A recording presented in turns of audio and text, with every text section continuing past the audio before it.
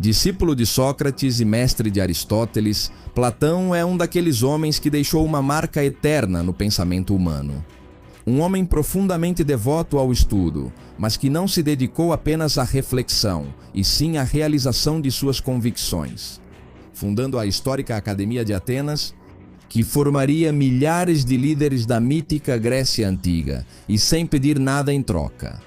Baseado no amor ao conhecimento puro e à justiça, a educação de Platão estaria a serviço de um bem superior, que seria o bem da polis e o bem dos cidadãos que a compõem.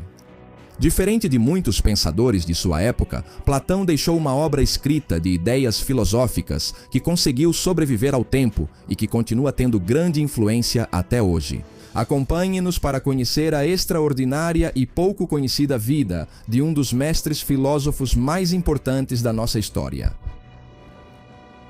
Quem fala aqui é Reinaldo José Carrillo Vilches, isto é a Nueva Enciclopedia. E para quem não sabe, lembro que agora temos a Nueva Enciclopedia em inglês e a Nueva Enciclopedia em português. Vocês podem nos dar um grande apoio acessando ambas as plataformas que estão abaixo, se inscrevendo nos 2 canais, curtindo os vídeos, deixando seus comentários e assistindo ao material, que tem muito potencial. Sem mais nada a acrescentar, vamos começar com o vídeo de hoje.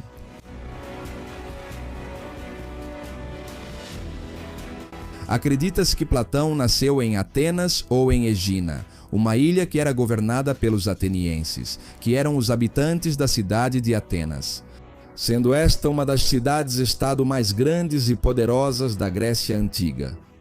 O ano de nascimento de Platão geralmente é fixado em 427 a.C., embora seja possível que tenha sido alguns anos depois.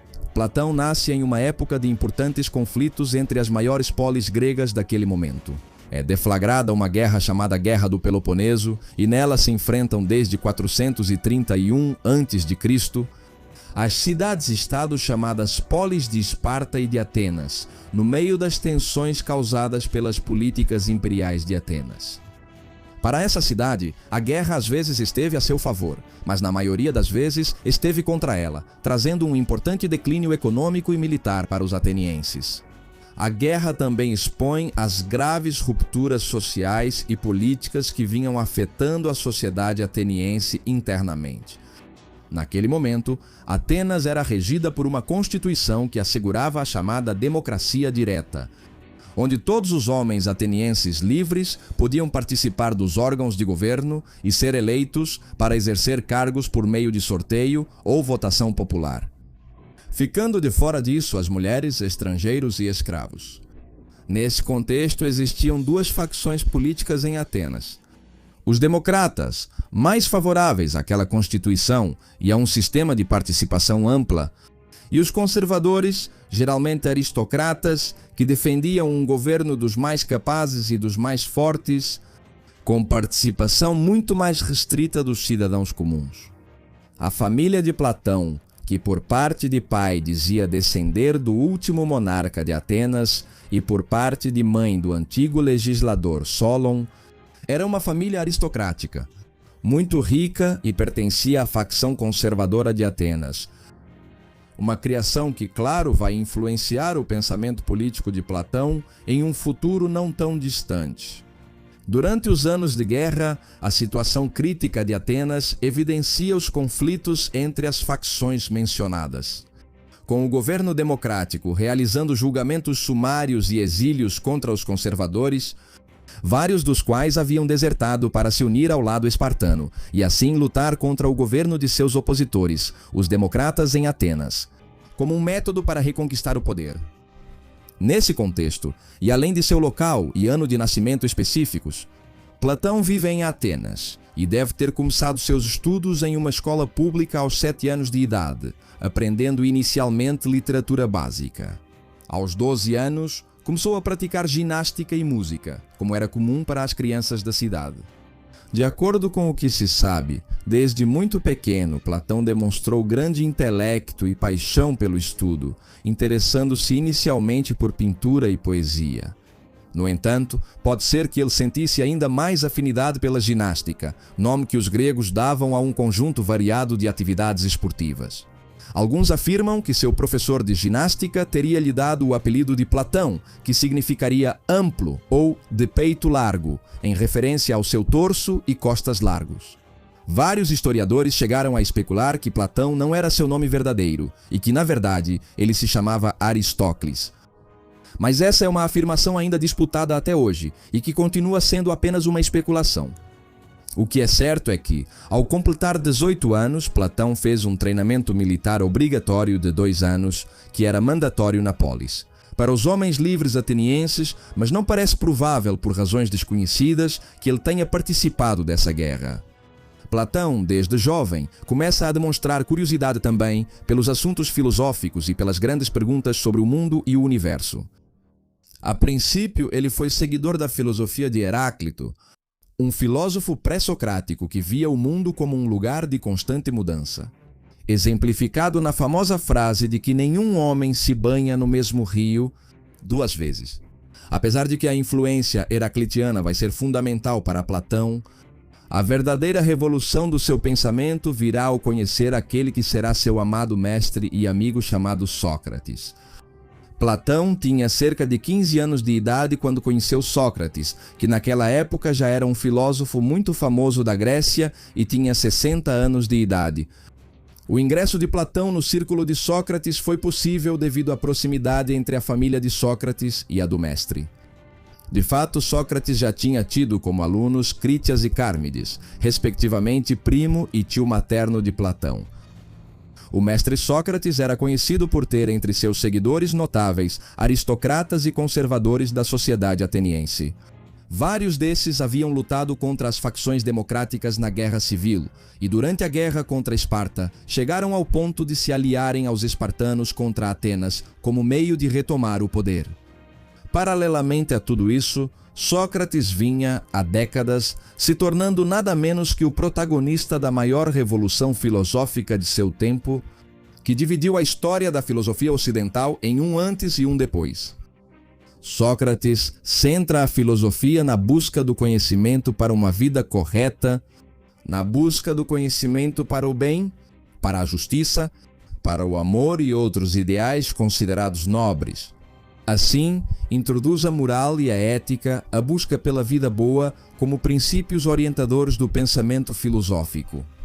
Além disso, propõe a busca dessa sabedoria a partir, primeiramente, do reconhecimento da própria ignorância que todos nós temos.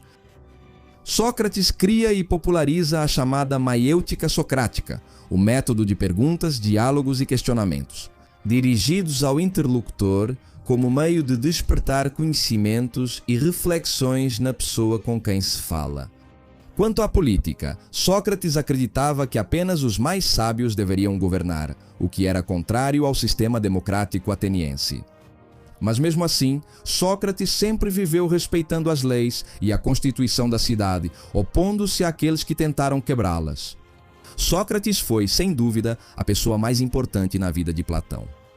Ele recebe com carinho e valoriza profundamente o ensinamento de seu mestre, com quem convive por mais ou menos uma década.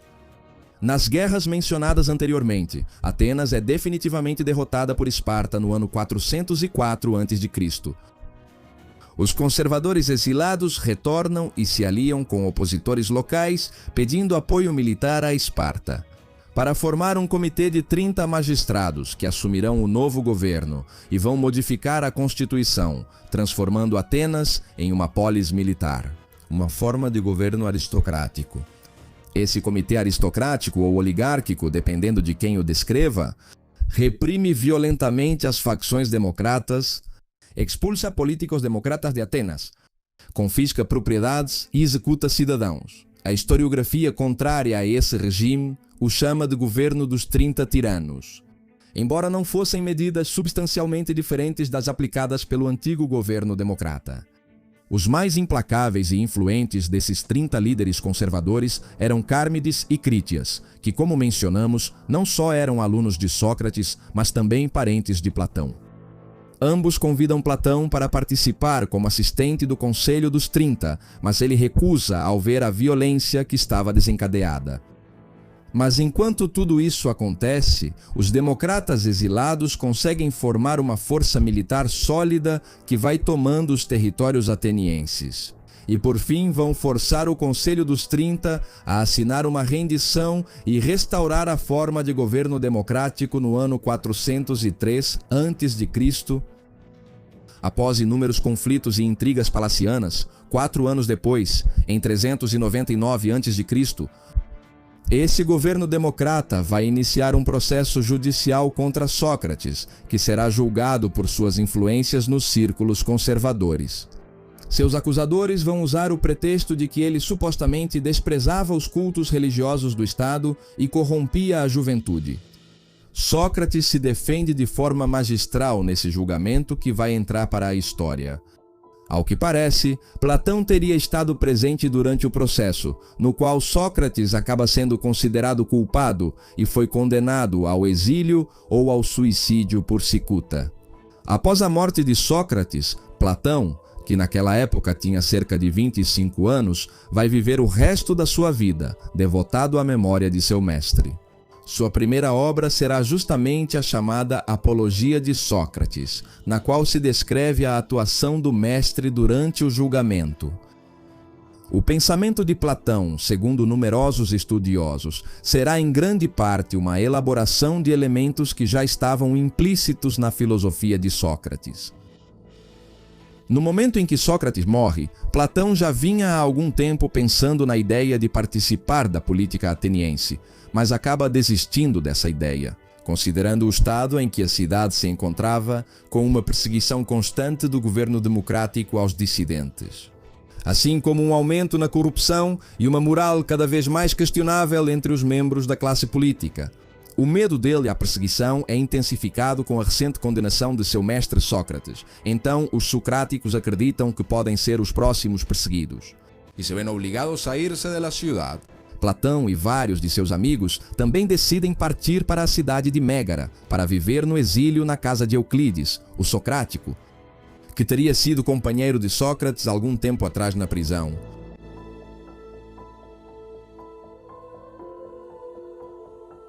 Nos anos seguintes à sua estadia em Mégara, Platão teria feito viagens para regiões que eram governadas diretamente por gregos, como colônias ou que tinham grande influência do mundo helênico, lugares como Cirene, Sicília, o sul da Itália e talvez o Egito, onde visita filósofos conhecidos de sua época.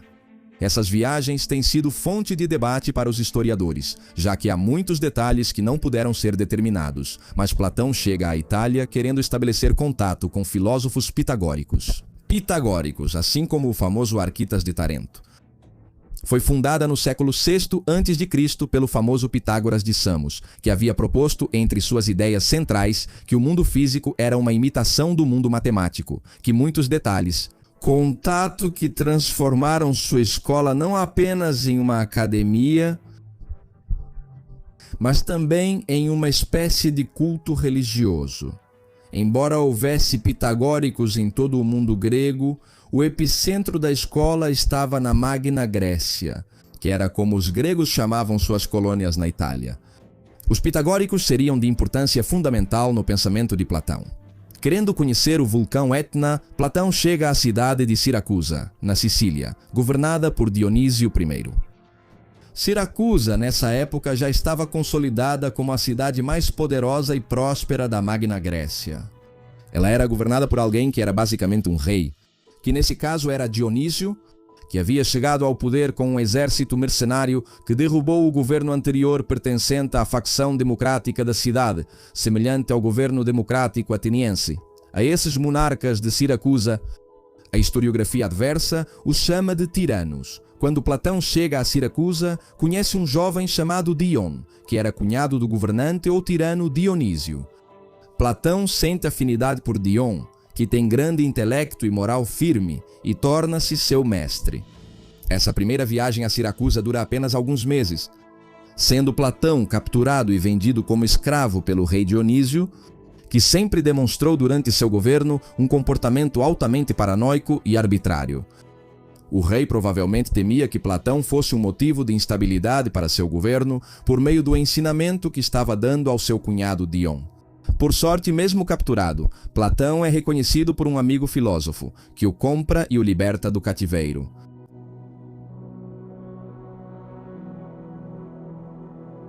Depois desses anos viajando pelo mundo, um Platão com quase 40 anos retornaria a Atenas em 387 a.C. Ele vinha com a convicção de se envolver totalmente nos assuntos da coisa pública, na direção da polis, e contribuir para a política ateniense. Sua missão primordial seria a formação de indivíduos justos e amantes da sabedoria, que pudessem dirigir o Estado com discernimento e justiça. Recém-chegado de Siracusa, ele adquire por compra ou herança alguns terrenos consagrados à deusa Atena, fora dos muros da cidade e conhecidos como os Jardins de Academo, em homenagem a esse herói mitológico. Nesse local, Platão funda a instituição que passaria para a história como a Academia de Atenas, considerada por alguns como a primeira universidade do Ocidente, que logo se encheria de alunos de toda a Grécia. A academia era um tanto diferente em funcionamento das atuais instituições educacionais. Essa escola era um amplo recinto com hortas e vários edifícios, onde seus estudantes viviam em comunidade sem precisar pagar pelos estudos, tendo Platão como reitor e mestre. Em concordância com os ensinamentos socráticos, a forma primordial na Academia de Platão para a obtenção do conhecimento seria a maiêutica socrática, da qual já falamos, como um método para descobrir os saberes implícitos no ser por meio do diálogo social. As refeições eram um ritual na academia. Seguia uma estrutura regulamentar em que os comensais falavam por vez sobre um tema estabelecido enquanto comiam, aplicando também a maiêutica para discorrer sobre esse assunto. Embora esse fosse o método principal, na academia também eram oferecidas conferências e debates, às vezes abertos ao público em geral. Quanto às matérias estudadas na academia, parece ter existido algo semelhante a um plano de estudos preliminar, pois os membros precisavam primeiro dominar certos temas antes de passar para outros.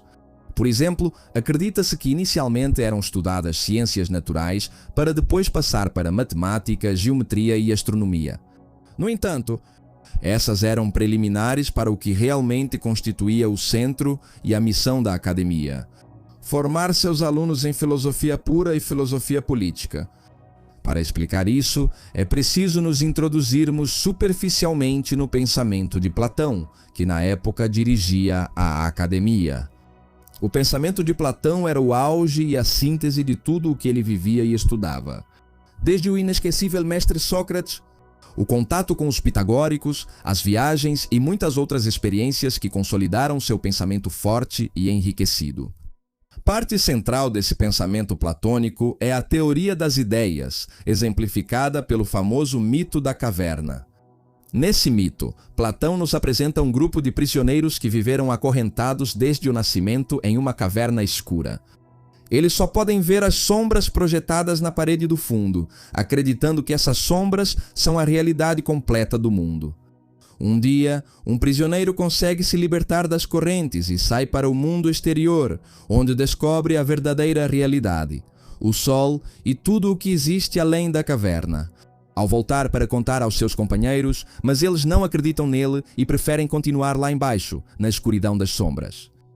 Platão acredita, portanto, na existência de dois mundos: o mundo sensível em que vivemos e o mundo das ideias.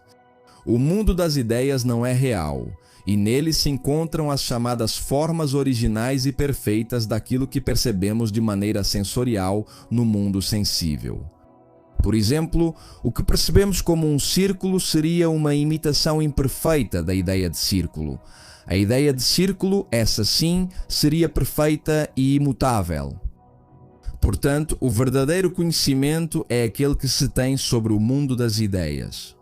Esse conhecimento sobre o mundo das ideias só poderia ser adquirido pela razão através de um processo complexo conhecido como a dialética platônica. Na academia, a dialética platônica era reservada apenas aos estudantes mais avançados. Tudo relacionado à teoria das ideias se tornaria uma das colunas centrais que a filosofia ocidental discutiria durante séculos, chegando inclusive até os dias atuais. O outro ramo fundamental do pensamento platônico é a filosofia política. Já vimos que Platão sentiu grandes inquietações sobre a política ao longo de sua vida e que o propósito da fundação da academia era treinar homens que pudessem servir de forma sábia e justa no governo ateniense. Em sua famosa obra A República, o filósofo apresenta a forma como, segundo ele, o Estado ideal deveria ser organizado. Esse modelo de Estado platônico foi considerado por alguns estudiosos como a primeira grande utopia política. E esse modelo foi muito estimado por muitos pensadores ao longo da história, assim como por figuras de Estado como Benito Mussolini. Para Platão, a república boa e justa deveria ser dividida em 3 estratos completamente diferenciados. O primeiro, o da base, seria o dos camponeses e artesãos que, com seu trabalho, sustentam a polis. O estrato médio é o dos guerreiros, encarregados do sagrado dever de defender a cidade-estado de seus inimigos. O estrato mais alto seria o dos reis filósofos, constituído por homens não só versados na arte da guerra, mas também homens justos que dominassem a dialética platônica.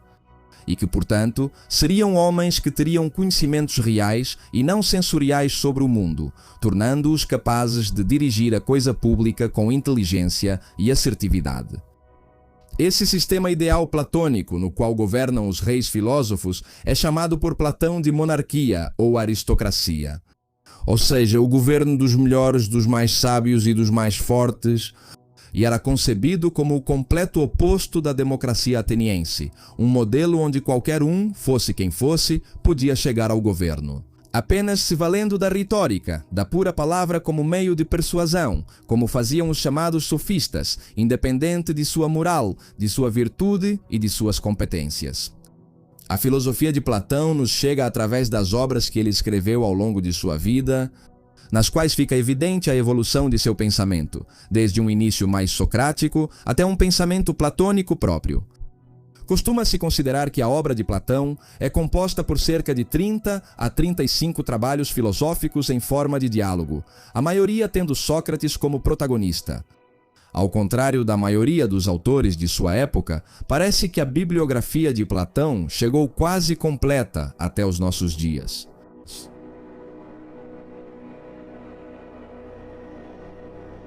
Voltando à vida do nosso protagonista, Platão tinha pouco menos de 60 anos quando, em 367, morreu o rei Dionísio I de Siracusa. No trono fica seu filho, Dionísio II, supostamente interessado pela filosofia. Seu tio era Dion, que mencionamos anteriormente e foi muito próximo, aluno de Platão. E seu tio Dion decide que essa era uma oportunidade ideal para colocar um governante sob a formação filosófica de Platão, justamente destinada a isso.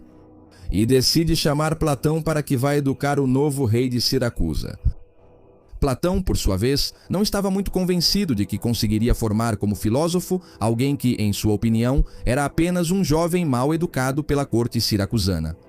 Mas ele acaba aceitando a proposta. Apenas 4 meses depois da chegada de Platão, seu amigo Dion, o tio do rei, é expulso de Siracusa por seu sobrinho Dionísio II. E este, por sua vez, mantém Platão como prisioneiro na cidade. Finalmente, o rei concorda com a libertação de Platão, com a condição de que ele voltasse assim que terminasse uma guerra que estava em curso, na qual Siracusa estava envolvida. Assim, em 361 a.C., com o constante assédio do rei Dionísio II, somando-se à pressão de outros amigos filósofos e de seu próprio amigo Dion, o tio de Dionísio, fazem com que Platão volte a Siracusa pela 3ª e última vez.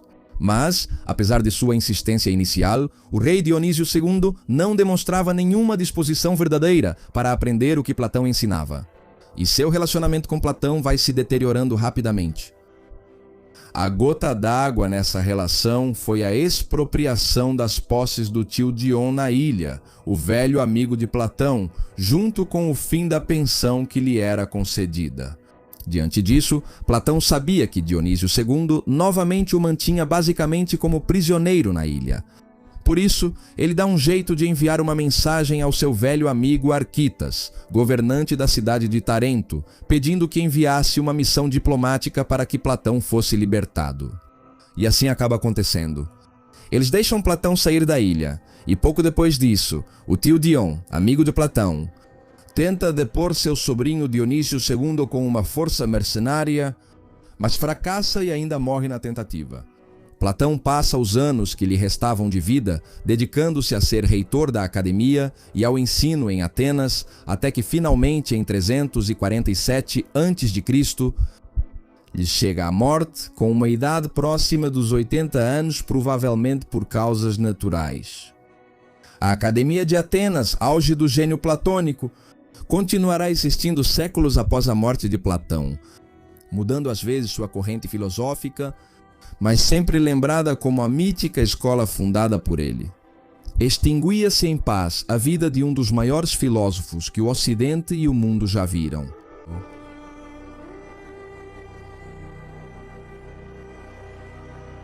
Platão não se dedicou apenas à filosofia pura por um lado e à busca do bem da polis por outro, mas também se dedicou à ação com a educação e à formação de milhares de jovens, atividade à qual se dedicou durante metade de sua vida.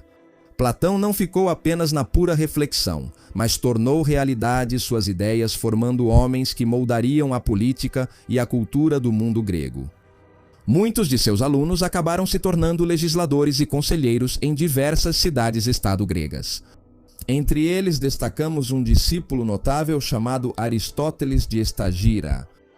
Aristóteles, considerado um dos pensadores mais influentes da história, além de aluno de Platão, foi mestre do grande conquistador Alexandre, o Grande. Outros alunos de Platão que acabaram se envolvendo na política foram Erasto, Corisco, Genócrates, Eudoxo, Aristônimo, Fórmio, Menedemo e muitos outros.